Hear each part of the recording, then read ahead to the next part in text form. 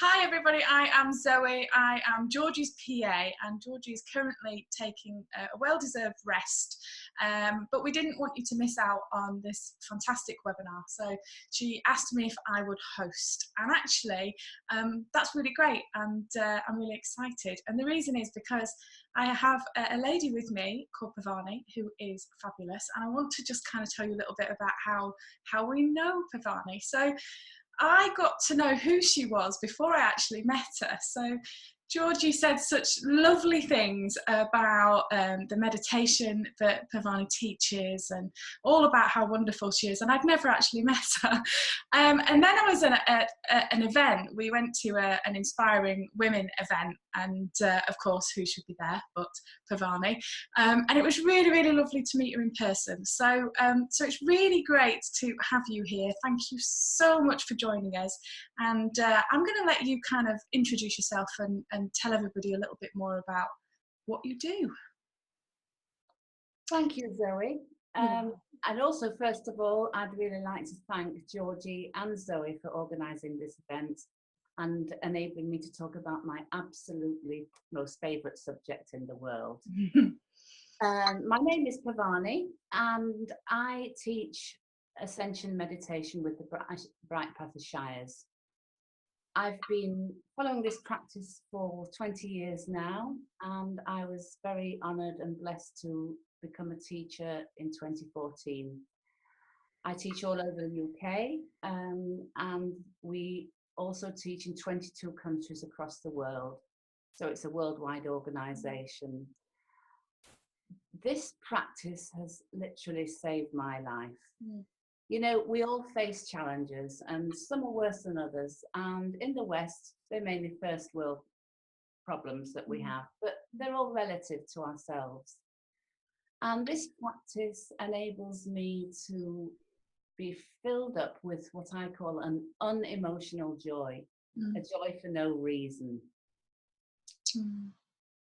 It doesn't matter what's going on the outside. It doesn't have to affect my peace. And it's my passion and honour to share this with anybody whose hearts are open and who resonate with it. You know, I got to the age of about 40 and I thought there's got to be more to life than this. So I went on the eternal search for the eternal rainbow. You name it, I trained in it. I did NLP, person-centered counselling, feng shui, colour therapy, crystal therapy, Reiki, you name it, I did it. I had a ball. It was all very glamorous and great fun, but it didn't really do it for me. And Ascension actually found me because at the time, my husband and I were teaching courses. I was teaching feng shui and he was doing some other personal development courses. And we'd said, right, that's it. We are just not going to pay for any more courses. We teach them now. And we were at a Mind, Body and Spirit fair in Cardiff, of all places, because we live miles away in Yorkshire. And we split up and we were doing our thing. And he came back to me and said, you know that rule we've had? Well, let's forget it. He found 2 shires and they got a whole load of books on the table. We started chatting to them. We each bought the same book that weekend, which is called First Thunder by MSI, who is our original teacher. And we each read the book that weekend, and the following weekend there was a course in Richmond in Yorkshire. And it's so ridiculously simple, this practice. It can be done eyes open, eyes closed, and it's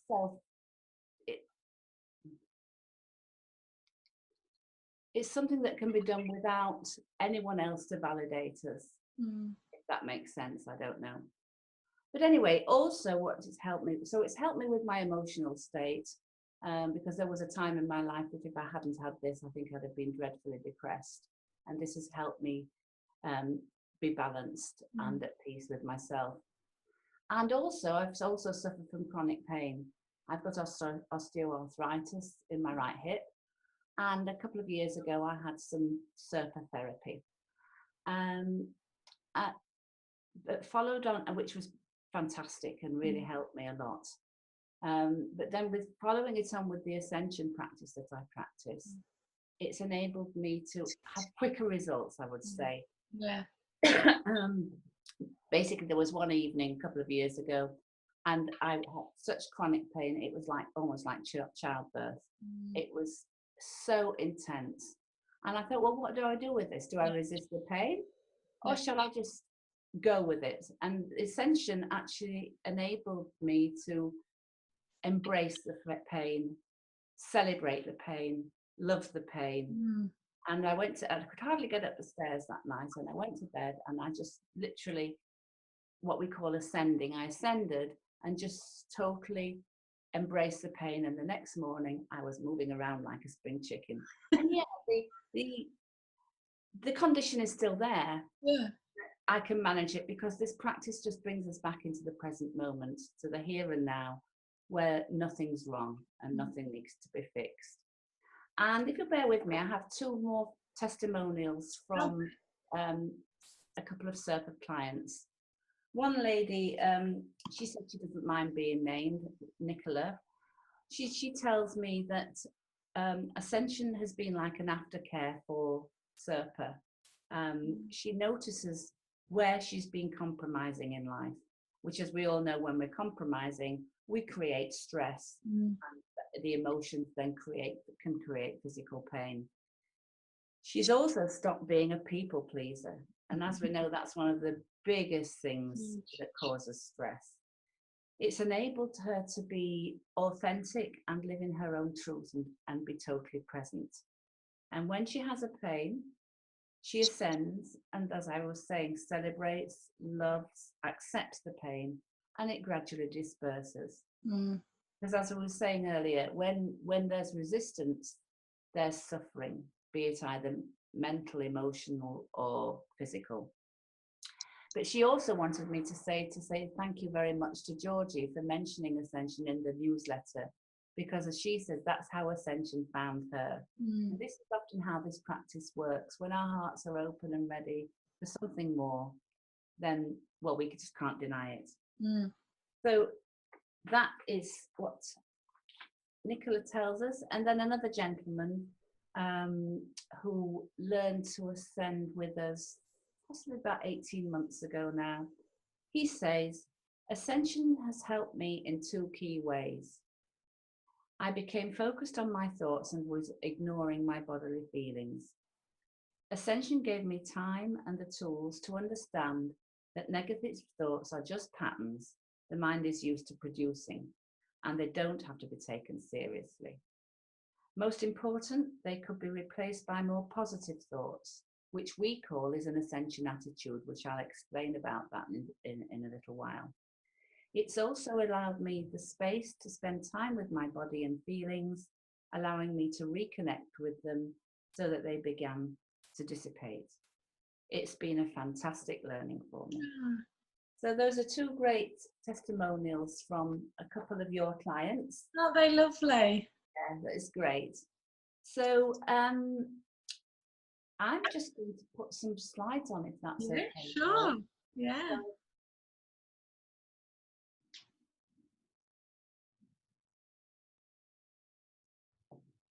Good, they're the right slides. I'll tell you when they come up, so they don't. There we go. We can see your slides. Thank you. So that's obviously the first one, which is welcoming everybody, and just to say to everybody who's going to tune in at a later date, welcome. Glad you're here, and I'll go on to the next slide. Thank you. By the way, I'm just going to say this is really getting me out of my technical comfort zone because it's the first time I've done this, and Zoe is being very, very patient with me. Oh, bless you. It's super. It's we were just saying what a fantastic opportunity it is. So the bright path is Shire's ascension. Basically, a Shire's ascension simply means, Shire means for higher consciousness, and ascension means to rise above the constant chatter of the mind, to rise above our limiting beliefs and faulty ideas about life. I teach this practice regularly. It's my passion, it's my life. There are possibly about 90 teachers in the UK, so we've got a very strong ascending community. We offer what we call the first course is a first sphere course, which I'll go into more detail about that later on. We also offer advanced weekends, we offer retreats, we offer a lifetime of support. So once you've done the course, it can be repeated for free anywhere in the world for as many times as you like. And this practice enables us to heal our minds and our bodies. It empowers us to be who we truly are, the truth of all that is.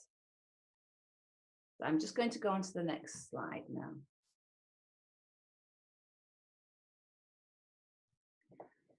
So, how would you like to live your life permanently?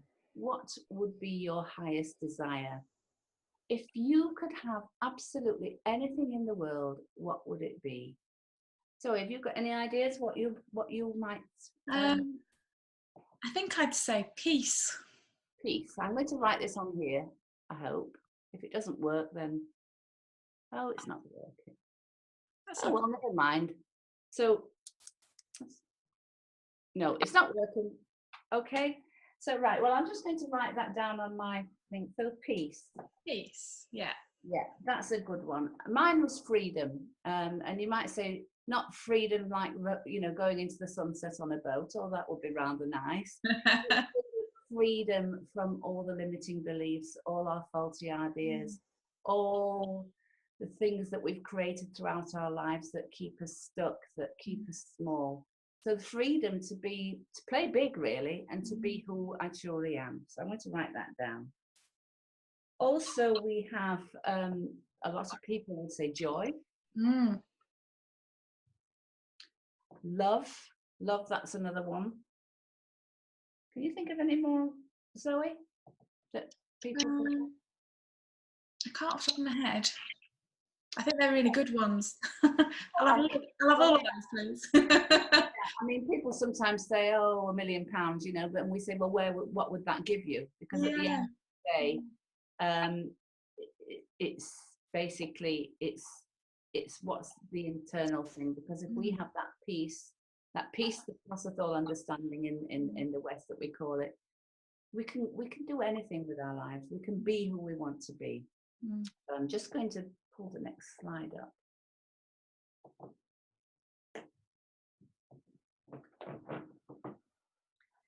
Thing is, we start off in life in complete innocence. As we know, when we look at a newborn baby, the baby is right here, right now. It has no fear of the future and no regret of the past. It has all its needs met. It's in the womb, it's safe, it's warm, it's fed, it's loved. And this infinity symbol, which I'm sure a lot of you have seen, represents our true nature. So all these highest desires that we all want, they are all accessible because the infinity symbol represents all of what we want. You can have it all. Some people call it pure potential, the truth of who we are.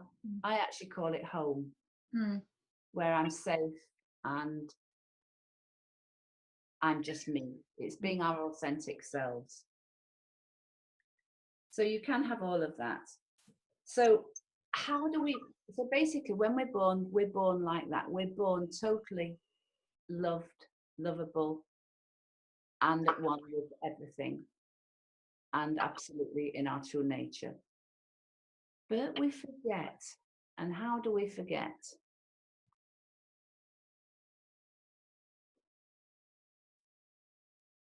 This drawing represents the mind, the baby's mind, as I was saying earlier on, where we're totally in the here and now. Ascension is the technique that brings us back to the present moment, where all is perfect. The only reason that we believe that life isn't perfect is because we're regretting the past or we're thinking of the future.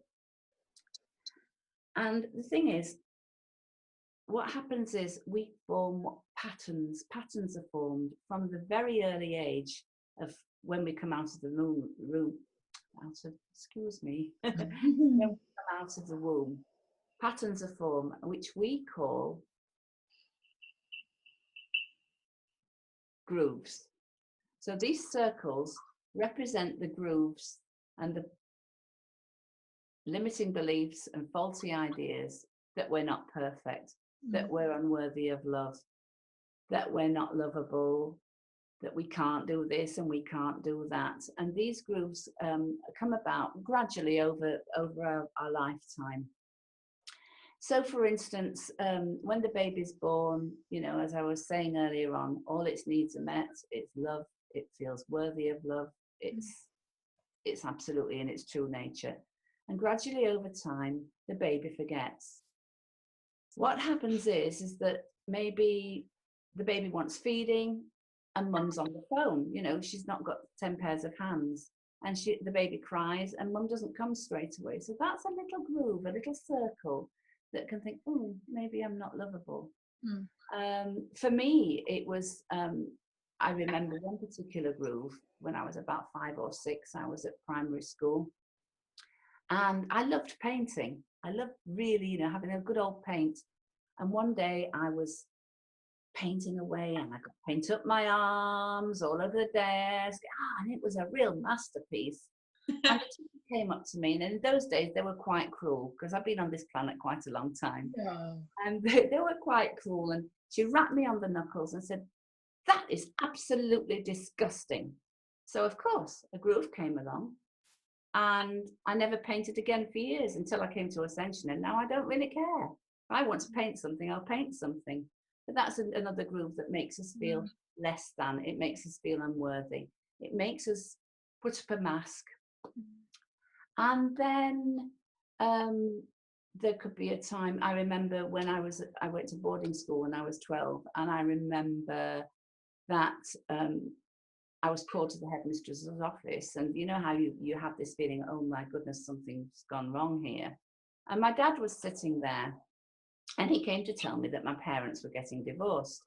Well, nowadays it's a normal occurrence, but in the 60s it was a real stigma, you know.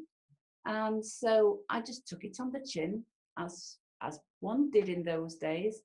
And I went back upstairs to the dining room, and everybody was queuing up for lunch, and I could hear my friend saying, "Oh my goodness, her parents have divorced and she's not crying," and I'd be bawling my eyes out. And I thought, no, I'm not going to show, you know, my feelings. It was all fine, thank you very much. And so a mask came up, another groove. I wasn't worthy, I wasn't lovable. And then I heard that my dad had said to a friend of his, "Oh, you know, when I went to see Lynn, she was a little brick." I thought, oh, that seems a good thing to be. I'll be a little brick for everybody. So I was a brick for my parents, I was a brick for my friends, I was a brick for my children, I was a brick for this, a brick for that. Big mask, big arm around my heart, because I wanted to be a people pleaser. And being a people pleaser, I ended up pleasing no one, and least of all myself. And so more and more grooves come up, you know. Then we go to work, we might get fired or anything else. So all it is basically, we're coming so far away from the center, from the truth of who we really are, from our own, well, from home, as I like to say. We don't know who on earth we are anymore. And the infinity symbol in the center has always been there. And it's just patiently waiting for us to remember. And the day we do that, the day everything stops, the day we can totally live in authenticity, truth, and love. Because this practice is all about love. Love for ourselves. And when we have love for ourselves, the love has a ripple effect onto humanity and beyond. I'll just go to the next.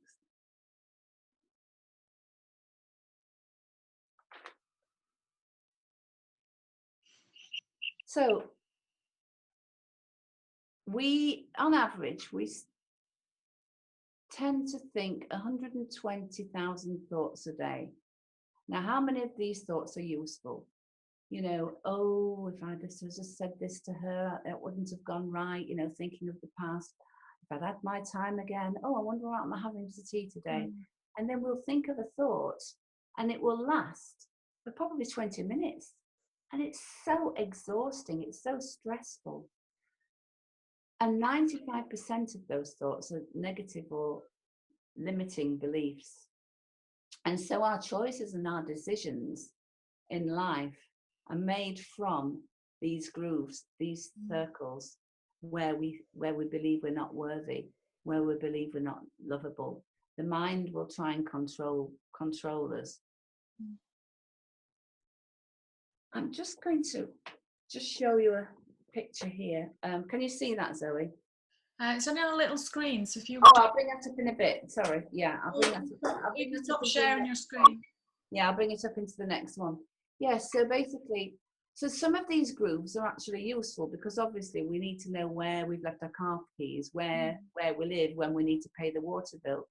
But most of them are just futile. They're just exhausting. And we can't make conscious decisions from this place because we're chaotic. The mind is chaotic. So yes, so this is basically what I'm going to do now. I'm going to stop the share for a second. Can you see this? Yes. Okay, so I still love drawing. I'm not Van Gogh, but who cares? I don't. This is the infinity symbol in the center, which represents our true nature, the truth of who we are, home, basically. And then these are all the grooves that we create over our lifetimes. And how we get rid of these grooves is we're basically living on the surface of the mind most of the time. We're so far away from here, we don't know who we really are anymore. But with this teaching, we have what we call is an ascension attitude. It's a mental mechanical technique, no beliefs required, no religions required. It's just simply a new thought, really. So we can be sitting here in the center of the mind. We're sitting on the surface of the mind. A thought comes in, and often we would grab onto it. It would escalate. It would spiral and go all over the place. Exhausting. What a waste of time. So we know we can't get rid of our thoughts. There's absolutely no way we can get rid of thoughts. But we can manage them. So with the ascension attitude, we notice the thought, and this takes us into a direct experience of home, of true potential. And we can rest there for a while. And then another thought will come. So we notice that thought, allow it, and just gently reintroduce the ascension attitude. So it's like replacing all the negative thoughts with one new positive thought, which is what the gentleman said in his testimonial. And the more we use these ascension attitudes, the more we cut through the grooves and release stress. Does that make sense? Okay, thank you. So I just wanted to point that one out. So I'm going to go back to sharing the screen if that's okay. That is absolutely fine. I have to. Okay. I'll let you know when it comes up.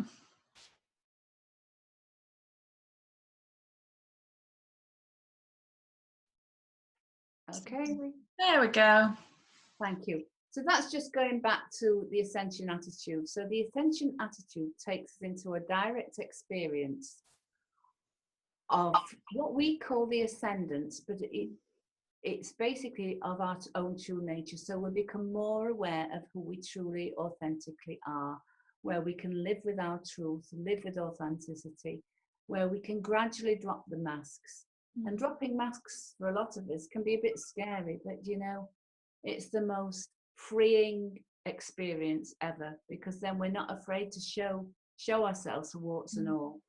And we can love ourselves and also love other people for warts and all. And there's less judgment when we live from that place, because whenever we're judging, there can't be love. And when we're judging, it creates pain and stress for ourselves, not for anyone else. And I remember once someone said to me, when we think someone is offending us, they're not. They're just being them. So it enables us to actually accept others for who they are. And on occasions when we would react to a particular person, we become more responsive. So we can accept, because just because somebody believes in one thing doesn't mean to say I have to believe it, but that we can respect each other's belief and their own truth. So I'll just move this.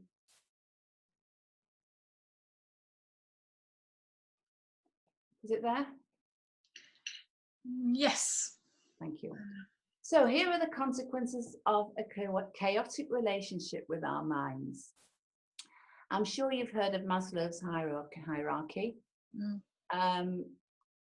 Well, he did a lot of research on how our chaotic random thoughts affect the way our brain works. Right. And so this drawing is an example of random thoughts. The left and right side of the brain are in total disharmony. He did some research, and then in the ascending community, we did some research where they put some electronic, what sits on the brain, and after ascending, they noticed that there were no random thoughts. It was all in harmony, because this practice, what it does, it enables the left and right hemispheres of the brain to become coherent, to become in harmony. So I'm just going to go on to the next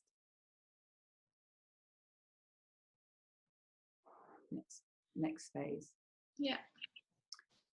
So the techniques of ascension and the effect that they have on us. Basically, what it happens is we use 4 simple mechanical mental techniques based on praise, gratitude, love, and compassion.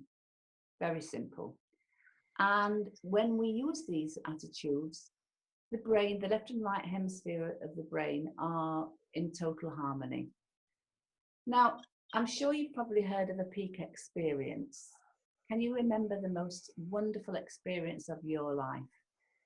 Can you remember anything, Zoe? Do you want to share? Yeah, the one that just popped to mind is I went on honeymoon to Vegas, to Las Vegas, but as part of that, we went out to a working ranch that was at the Grand Canyon. And the image that just popped in my mind was the night that we spent at that working ranch at the Grand Canyon. And it was absolutely beautiful, stunning. And there was just, a bunch of us around the campfire. I've never seen so many stars. Just, yeah, beautiful. Wow. Yeah, it's an experience where everything is all right with the world. Oh, yeah. We wouldn't change a thing. We're at one with everything. We're connected with everything. For me, it was childbirth, not the actual childbirth, but when the baby was born, that wonderful state of bliss. Everything's right with the world. I wouldn't change a thing. Everything was perfect. And another example could be when you're scuba diving, getting down into the bottom of the ocean and just being at one with the water and the foliage and the fish, and you just don't want that experience to leave. And these peak experience can come in randomly. We've no control over them. They just come in from left field, and wow. Well, with Ascension, we can actually create this experience 24/7, because when the left and right hemispheres of the brain are in harmony, that is what we get a peak experience, where everything is just perfect. There's no fear of the future. There's no regret of the past. We're totally present.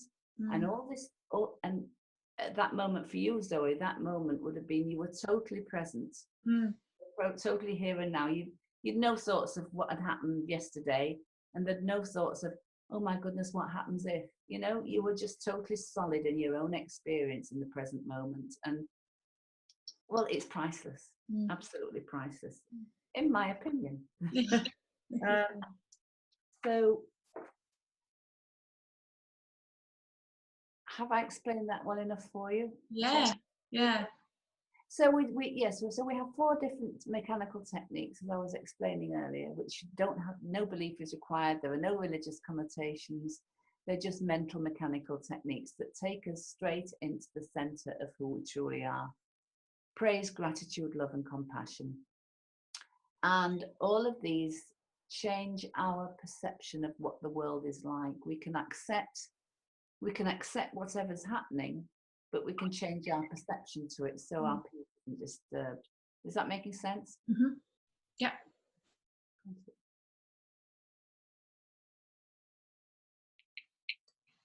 So, what makes Ascension different from other practices? It's very rapid results. It works if you do it. It's, you know, if you commit to this practice, then it's going to work. It's like if I buy a gym membership and I never go, then no wonder I've got a flabby tummy and my thighs flabby. You know, it's not going to work, is it? So basically, very rapid results. It's the most easiest, effortless, simplest practice I've ever come across, and believe me, I've looked at a lot and experienced a lot. Comfort is key. You can sit and you can lie down. The best one is just to sit up in an armchair. It doesn't require sitting cross legs and umming or anything like that, or going to sit in a cave. You can do it on the bus, driving, because we can do it eyes open and eyes closed. And the eyes closed practice is the deeper practice, that it gives a deeper experience. It releases stress out of the central nervous system. The eyes open can be practiced all the time, eyes open. And that actually reduces stress that is coming in from the outside into the central nervous system. So eyes closed is clearing stress, clearing the grooves, these circles that we spoke about. And the eyes open is actually reducing stress coming in. So we become more calm. We live not in a reactive state, but a more of a responsive state. It requires absolutely no belief. It just works. And it guides you into a natural path of self-discovery, because this is all a practice about you. It's a practice of self-discovery for yourself. It naturally helps you to come back and live in the present moment, because this practice is all about us waking up to who we truly are, the magnificent experience of who we are, the truth of all that is, our true nature. You know, it's always been there, and it's just very patiently waiting for us to remember, to return to who we are. It enables us to access our own innate wisdom, our own inner teacher. And as I was saying earlier, it balances the left and right hemispheres of the brain, and which addresses the main root stresses that exist in humanity, where we think there's something wrong with our lives, where we think there's something wrong with the world outside, where we think that we're not worthy of love. All these techniques address all those and cut them at the roots, at the core.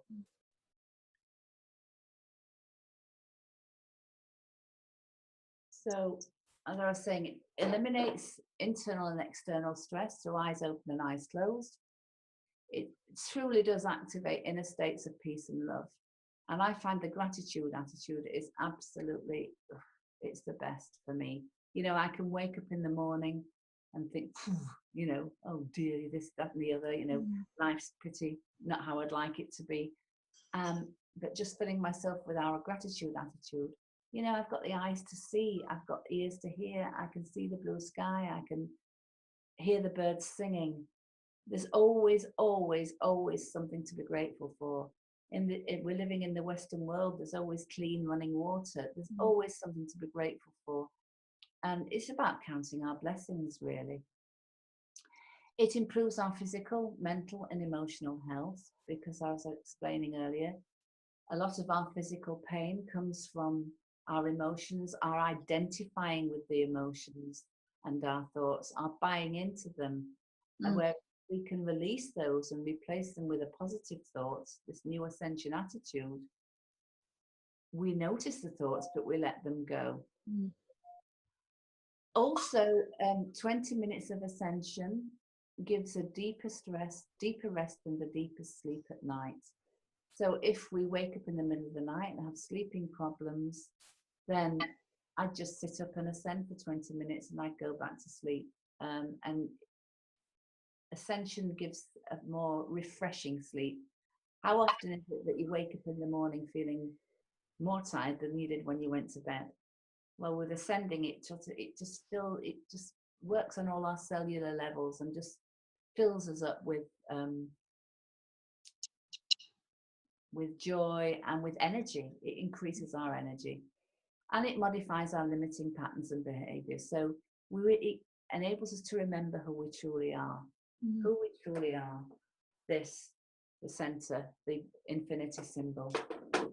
And it gives us the freedom from self and limitations. How many times do we say, oh, I can't do this, I can't do that, oh, I'm not worthy, I'm not able. It brings far more clarity, and we make better choices and better decisions when we're coming from the place of the center of who we truly are, and not from the surface of the mind, which is chaotic. Is that making sense, Zoe? Yeah, absolutely.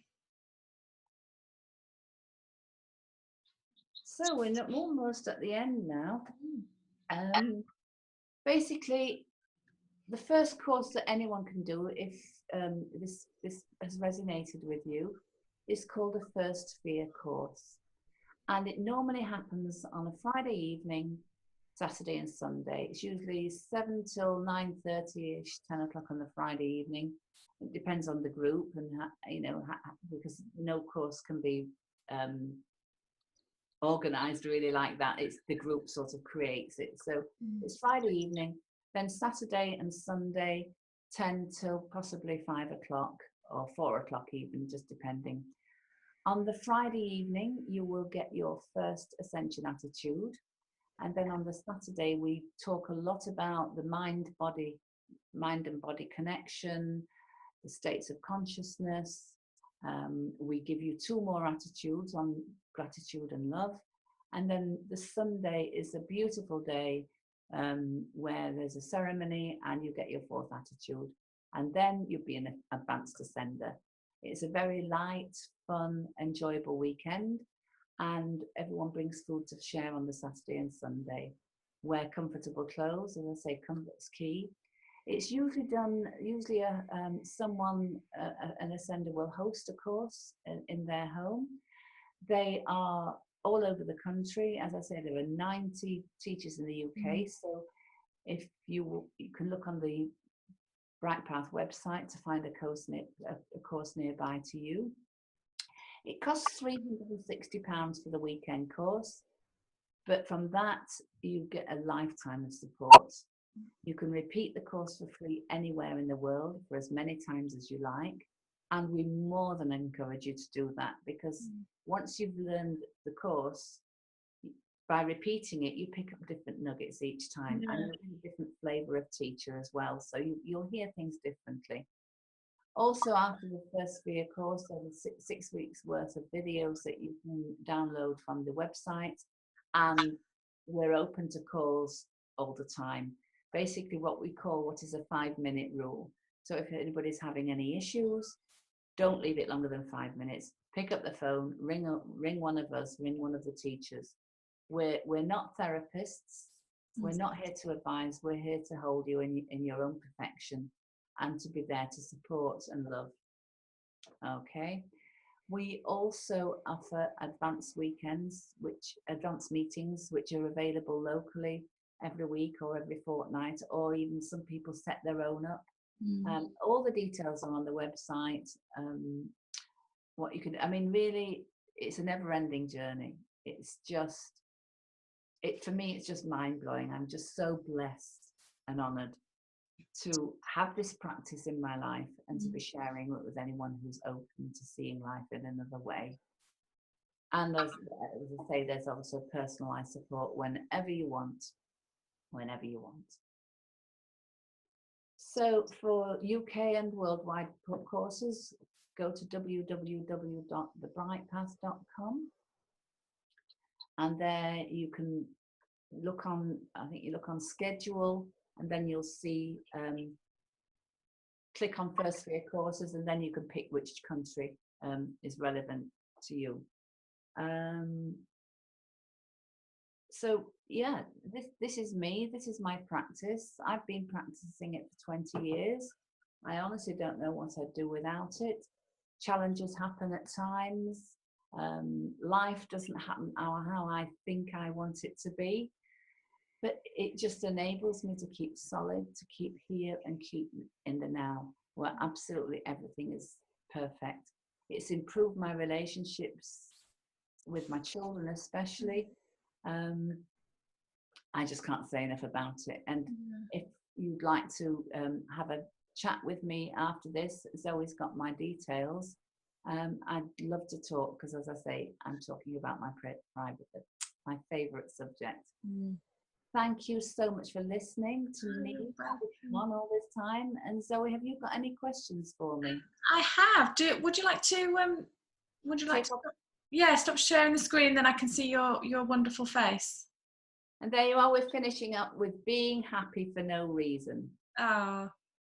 Being filled up with unemotional joy for no reason. Not what he does or what she does or bringing me a cup of tea or whatever. It's just being happy for no reason, for life as it is. Okay, I'm going to take this off now. I think that's a really good way to done it, have I? To finish. Have I? I've taken share content off, I think. You have. Okay, but I can't see you though. Yeah, for some reason my video's gone off. So can you still hear me? I can, yes. Yeah. Right. Well, you don't need to see my face for a minute. It might. I like to see your lovely face. No, it's a shame. It's probably just my my internet's probably just having a bit of a wobble, so it'll come back in a minute, I'm sure. I do have one question. When we first started this today, one of the things that you said is about doing something like this that's outside of your comfort zone. Did you use Ascension to prepare you to step outside your comfort zone? And in which case? In which case, kind of, how did that work for you? It just got me still. It stopped me, because we're all human. Yeah.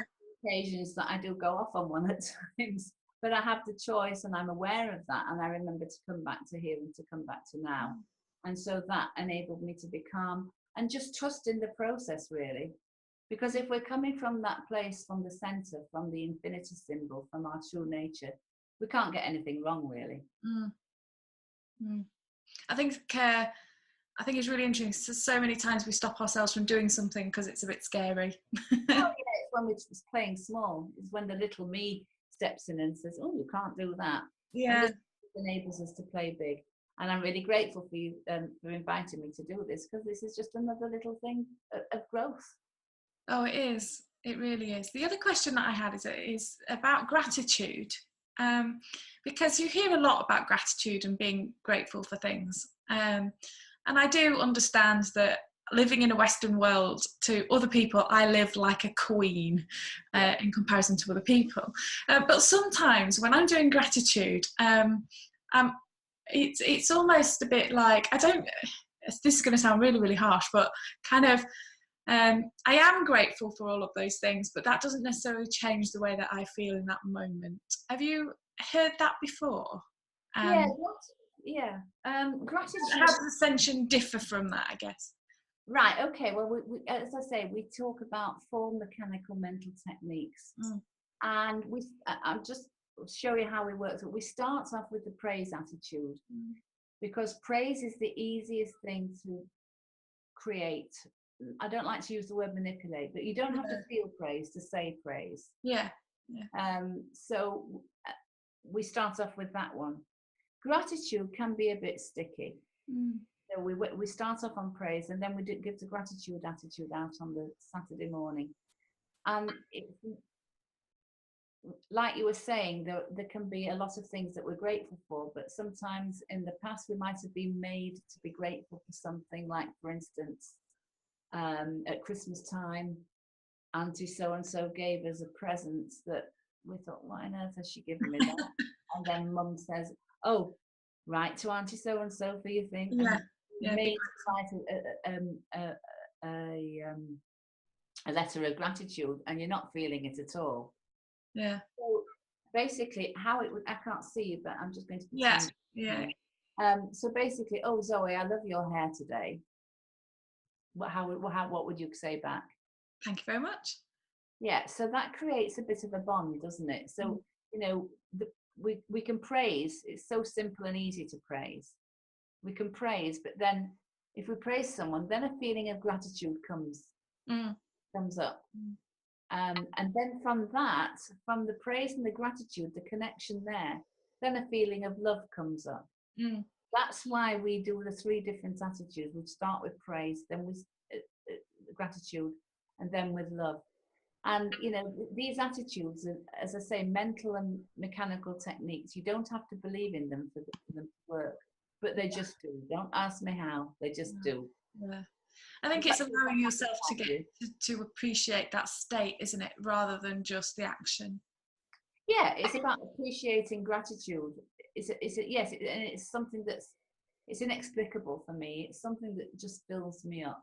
You know, if sometimes a thought comes in that's a negative thought, I can think an attitude, and I notice the thought, I can think it, and then I think the attitude, which enables the thought to dissipate. Yeah.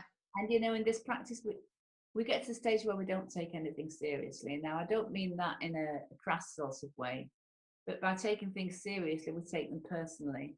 And so we don't take things personally because it's allowing everybody to be who they truly are. Yeah. Yeah. And we don't have to take it on board ourselves. Yeah. Well, thank you so much for agreeing to do this. And, you know, it's been an absolute pleasure and really, really interesting. And I'm sure really helpful in terms of like you say, linking with the SIRPA work and linking with that. And I can see how powerful that combination is. So thank you very much for your time. Well, thank you, Zoe. I've really, really enjoyed it. Really enjoyed it. Thank you so much. And it's been a great honour. And yeah, it's a great, between SIRPA and Ascension, they just complement each other so much. I'm very honoured to be able to share my practice today with you.